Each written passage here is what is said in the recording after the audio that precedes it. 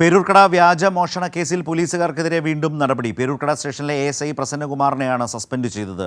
GD ചുമതലയിലുണ്ടായിരുന്ന Prasannakumar അമിതാധികാര പ്രയോഗം നടത്തിയെന്ന് കണ്ടെത്തിയതിനെ തുടർന്നാണ് നടപടി. സസ്പെൻഷനിലായ SI പ്രസാദിന്റെ മൊഴി ഇന്ന് രേഖപ്പെടുത്തും. മോഷണക്കുറ്റം ചുമത്തി പേരൂർക്കട പോലീസ് സ്റ്റേഷനിലെത്തിച്ച ബിന്ദുവിനോട് ഏറ്റവും കൂടുതൽ മോശമായി പെരുമാറിയത് പ്രസന്നകുമാർ എന്നായിരുന്നു ബിന്ദുവിന്റെ ആരോപണം. കുടിക്കാൻ വെള്ളം ചോദിച്ചപ്പോൾ ശുചിമുറിയിലെ ബക്കറ്റിൽ നിന്ന് വെള്ളമെടുത്ത് കുടിക്കാൻ പ്രസന്നകുമാർ പറഞ്ഞെന്നും ബിന്ദു ആരോപിച്ചിരുന്നു. ബിന്ദുവിന്റെ പരാതിയിൽ പറയുന്ന കാര്യങ്ങൾ ശരിവെച്ചതോടെയാണ് പ്രസന്നകുമാറിനെ സസ്പെൻഡ് ചെയ്തത്.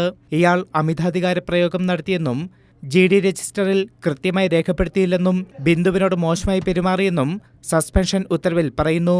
അതേസമയം ബിന്ദുവിന്റെ പരാതിയിൽ പറയുന്ന കാര്യങ്ങൾ ശരിവെച്ച അന്വേഷണ സംഘം സ്റ്റേഷനിലെ CCTV അടക്കം പരിശോധിച്ചു. സംഭവവുമായി ബന്ധപ്പെട്ട് അന്നേ ദിവസം ഡ്യൂട്ടിയിലുണ്ടായിരുന്ന പോലീസുകാരുടെ മൊഴി കണ്ടോൺമെന്റ് SP-യുടെ നേതൃത്വത്തിലുള്ള സംഘം രേഖപ്പെടുത്തി. സസ്പെൻഷനിലായ SI പ്രസാദിന്റെ മൊഴി ഇന്ന് രേഖപ്പെടുത്തും. കൈരളി ന്യൂസ്, തിരുവനന്തപുരം.